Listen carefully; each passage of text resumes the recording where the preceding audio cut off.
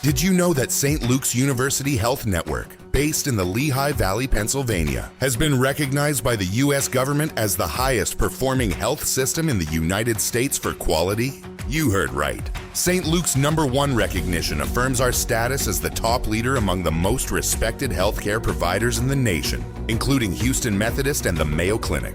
To state it simply, if you want to receive the best care when you go to a hospital, come to St. Luke's.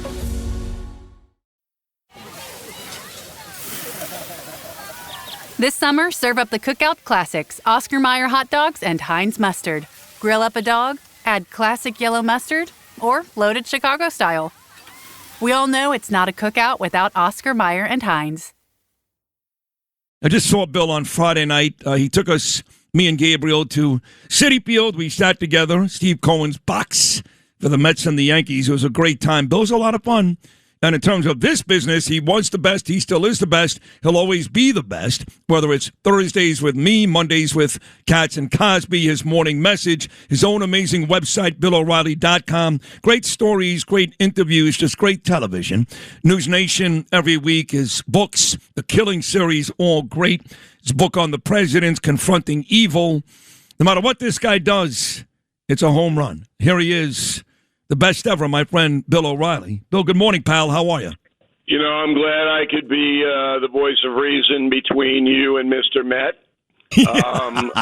We had a little détente there. Yes, we did. But I did not notice that Tom Hanks was at the game. Did you notice that? You know, I noticed he was there a couple of days later, so he must be going to a lot of Met games lately. I think he was there the night we were there, and then Mr. Met went down. And I don't know what they were doing down there. Probably plotting another Saving Private Met. And we could get Mr. Met get plugged between the eyes just when he gets off the landing craft, so we don't have to deal with him throughout the movie. He was nice though, Mr. Met. Cohen brought him up to the box in about the 6th inning, and his wife came too, Mrs. Met. Very nice.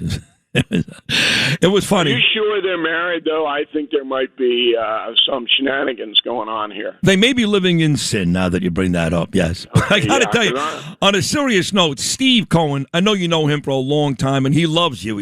I heard him say to you, Bill, you come every night. Come any game you want. He's a very sweet guy. Get along really well with Randy Levine now with the Yankees, and Randy and I talk quite a bit. I'd say 4 or 5 times a week, and I go to a bunch of games. I don't know Steve nearly as well. But the Friday night and the one other time I was with him because of you, he's a very nice man. Very nice man. Yes. And I think he's a positive for the city. I think he really wants to win. And he is a very patient guy. You got to be patient with the Mets. Got to be patient. You know, you can imagine if Steinbrenner was still alive and he was the owner of the Mets. No. No, all the members of the team would be on Devil's Island right now.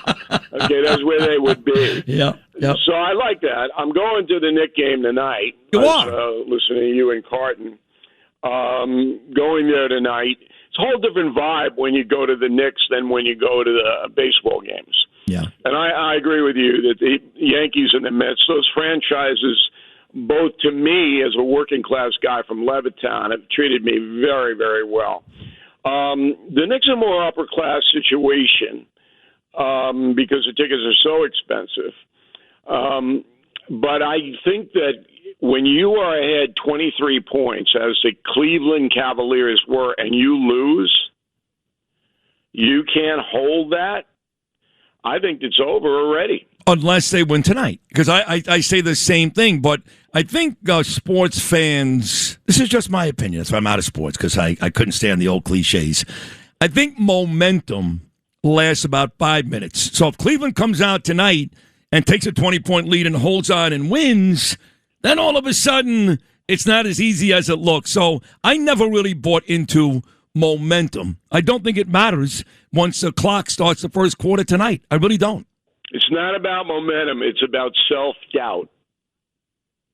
And in order to be a champion in any professional sports in America, you have to banish self-doubt. Well, let me tell you this about Cleveland. They were down 2-0 to the team that won the most games in the Eastern Conference, the top seed Detroit Pistons, and they had to go to Detroit to play a Game 7 on the road, and they beat Detroit by 20. So, I can go to the last series, a Game 7 2 games ago, and tell you self-doubt. They won a Game 7 on the road. That barely happens. It's not New York. Yeah. New York is a whole different place. So you're convinced, like Joe B. and everybody else, this team is on the way to the finals. That's it. I think they're going to win to beat Cleveland, and then they got I don't like this 7'9" guy at San Antonio. Every time the camera's on him, he's giving somebody a cheap shot. This guy. Did you see him the other day? Yes. I mean, he's throwing people in the stands. He got the hot dog guy. He got suspended that game for that. Yeah, I mean, okay, but New York likes bruisers, but this guy, I don't like this guy. You don't like him. So we're pulling for the Knicks, and I think that they have a psychological advantage. Now, sports and real life, there's a connection between the state of the city and New York State itself and the performance of the sports teams. And the connection is that people feel better about their environment if they think they're on a winner, if they think that they're represented by teams in the arenas that are something special. And I'm a big Jet fan, and I mean, how long have we been waiting for the Jets? And the Giants now they have a whole new structure. I think Giants will do well. Me too. Coming up. But it has to do with everybody, even people who don't follow it. If you're invested in sports and your team is doing well, you feel better. You work better. And that is a very important thing in America. Well, I can tell you this. I'll emphasize what you're saying and show you how right you are. I think you need that. You know that. But Rudy Giuliani, the greatest mayor in the history of this city, one of the finest politicians ever. When you talk to Rudy about being mayor of New York, and we know 9/11, all that amazing stuff that he did, you know what he's quick to say? Do you know when I was mayor, we won 5 championships? The Rangers, the Giants, and the Yankees all won world championships. He says that almost every time, as if, by the way, he's Jim Leyritz. He hit a home run. Or as if he's, he threw a touchdown pass. Or Mark Messier scored a goal. But to your point, he's proud of that because he felt like that was big for his city. Yeah, it's civic pride. It's a unifier. So when you have a city that's divided, as we do, and a country that's divided, along political lines, and you can have any kind of mechanism that bring people together, it's a huge positive. I don't want to get too wonky about it, but it's far more important than most people believe. And if you live in a place where they never win, and then everybody's making fun of the teams, and that kind of thing. Yeah. Now, Mamdani, I don't know if he understands basketball. I think he's a soccer guy. He is. But he's always quick to tweet. He's a Met fan, too. Very big Met fan. But he's very, very quick to tweet. If you go to Twitter, seconds after the Knicks win, and they've won 8 straight playoff games, you're going to see tweets from both Mamdani and Hochul. You're going to see a picture that Mamdani tweeted last week with him and Spike Lee watching a soccer game together in a Williamsburg bar, an Arsenal soccer game together, and him screaming on Twitter, "Let's go Knicks," as if he even knows Bill O'Reilly, who Dave DeBusschere is. Yeah, I mean, look, both Spike Lee and Mamdani are communists, so I understand there was a Bund meeting that night, and they went in. Did you ever run into Spike Lee? The guy's hysterical. Yeah. Did you ever run into him? Yeah, opening day. It is, I killed him on the air, and every paper wrote about it. Every one, because he was wearing this pro-Palestinian outfit at the NBA All-Star game. So right. The Post wrote about it, the news, it was everywhere. I know he saw it. I know he did. Yet, opening day, Yankee Stadium, I'm down by the dining room, by the Legends Lounge. Who walks over? Spike Lee puts out his hand, says, "Hey, good to see you." That's him. Did you check your watch after that? Now, I know Lee forever. And Lee had one of the best lines during the Iraq War. I was in the men's room at the Garden just freshening up, and he comes walking in, all right? And Spike Lee's about 5'2", and I'm 6'4", and I make a big show out of looking down at him, okay? Yeah. So he looks up at me and he goes, "Hey, O'Reilly, did you find any weapons of mass destruction in here?" Oh, that's funny. That's funny. Great line. Yes, that's funny. It was a great line. Yeah. And then I said, "Run along, Sonny." So you people don't know this, but I do. O'Reilly sits right by the court. I think you're right by my friend Corey Zelnick. So you're not far from where Spike Lee. I think he sits on the other side of the scorer's bench. On the other side, right by Mike Breen. Right, but you're right there. You'll be on the court at the same time. Will you say hello to Spike Lee later on? If I see him, I'll say hello to him. Sure. Yeah. I'm not that kind of guy. Yeah. Unless you're threatening me or doing something to harm my family. Right. I'd say hello to Mr. Met. I'm checking my wallet right after if he gets in proximity to me. I'm checking everything. Right. Making sure I still have the cross around my neck. You know, these communists that take everything. You got to check. I don't know. I don't have any animus towards Spike. No, not towards Spike, but I'm not sure that's the case with everyone. I mean, in the final 3 minutes, if I said to you, Bill O'Reilly, that at the Knickerbocker game tonight, sitting right next to you, would be one of the most, and this is a silly hypothesis, but I'll do it anyway, would be one of the most powerful mullahs from Iran who hates Trump and hates America and wants to continue this war in Iran. Would you say hello to that guy? I don't think I'd say hello to him. I'd drag him out to 8th Avenue and go, "Yo, take care of this guy." There you go. There you go. Because where are we? You know, I have this conversation all morning long with Victoria Coates and others, and you know this better than anybody. It's a good question. You know, the Strait and regime and the uranium, and here we are. It's another delay, another extension. Trump says, "I'm not worried about time. I'm not worried about it. I'll take it as long as I have to." Yet in the meantime, the midterms are coming up in a couple of months, and there are people nervous about that. What are your thoughts on where we really are in this conflict? They change from day to day, so you can't really analyze it because of the intel that comes in.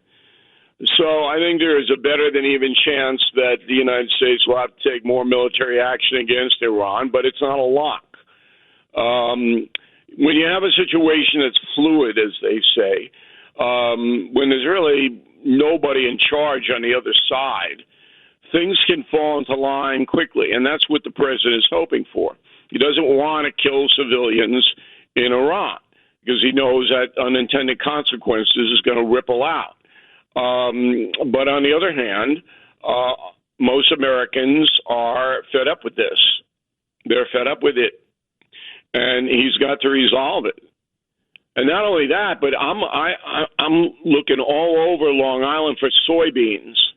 I mean, we have sold, 18 gazillion soybeans to China? Who's getting that money? Where are the soybeans? I want to know where they are. Okay? Yeah. So all I hear about every time President Trump goes to Beijing is, we just sold them more soybeans. Where are the soybeans? I don't know. Listen, I one of my favorite movies ever is Trading Places. Eddie Murphy was brilliant in that movie, an all-time great film. And all he talked about at the beginning of that movie was pork bellies. And I don't know where the hell those things or what those things are either. You know what a pork belly is? I don't know where the soybeans are. Are they in the Pacific on their way over?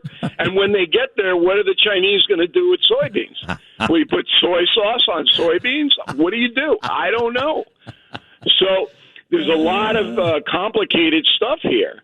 I would drop the soybeans on the Iranians. Instead of bombs, you mean, and missiles? Hit them with soybeans. Amount of soybeans and say, China made me do this. Oh, it's not a bad idea. You should actually text the president. He loves you, takes your advice all the time. Hit him with soybeans, Mr. POTUS. You know, he's going to be in New York tomorrow in Rockland County with Mike Lawler. I'm going to be there. I don't know if you're going to be there. You're probably in Montauk, but. No, going to Ireland. Oh, that's tomorrow? Yeah. Oh, my God. You are looking forward to this trip. You and 24 of your craziest friends. Yeah, I bailed them all out. Yeah, I was going to say. And I'm hoping the immigration authorities in Ireland are going to allow them in, but that's dicey. That's awesome.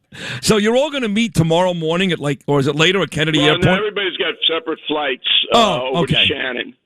And then we'll go down to Killarney at the Ring of Kerry, Dingle Beautiful. Oh, my God. You know, if you tour the world and you want to see natural beauty and folks that are nice folks and everything, that's the place to go.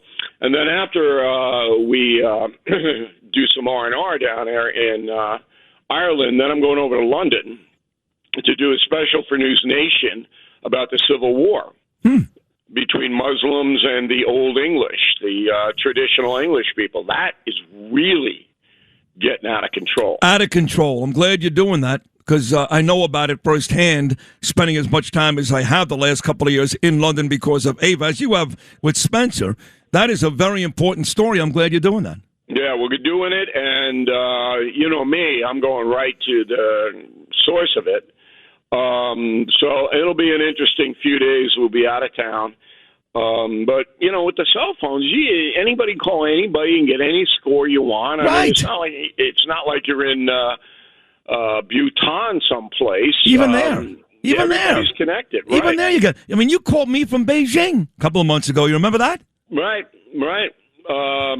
And so I'm just hoping, look, the United States is doing something noble by trying to protect the world from a terrorist state that I believe is close to developing a nuclear weapon. Now, Chris Cuomo does not believe that, okay? And people believe what they want to believe. That's what they do. I could be wrong. I'm, you know, but if I am wrong, that's not going to be good, okay, for the powers that be, because that's how they're selling this. And I'm buying it. And it makes perfect sense. We've done our research here at the No Spin News and BillO'Reilly.com. All the weapons inspectors say they have enriched uranium very close. So what are you supposed to do? Allow them to do this? Yeah, you're supposed to, because you're America first, and you don't care how many people die in Iran, except they have a nuclear weapon which can kill people on Staten Island, but we don't think about that because Tucker said not to. Yeah, or $5 a gas, you know, right? And you put your own self-interest above the interest of the world. Please. So that's the way I look at it, and I'm rooting for our country to knock out these heinous mullahs, and I hope it happens. Me too. But it gotta happen fairly quickly. Soon. Totally agree. Those are the three things I wanted to see happen. I want to see us take out Iran. I want the Knicks to win tonight. I wanted Thomas Massey to lose.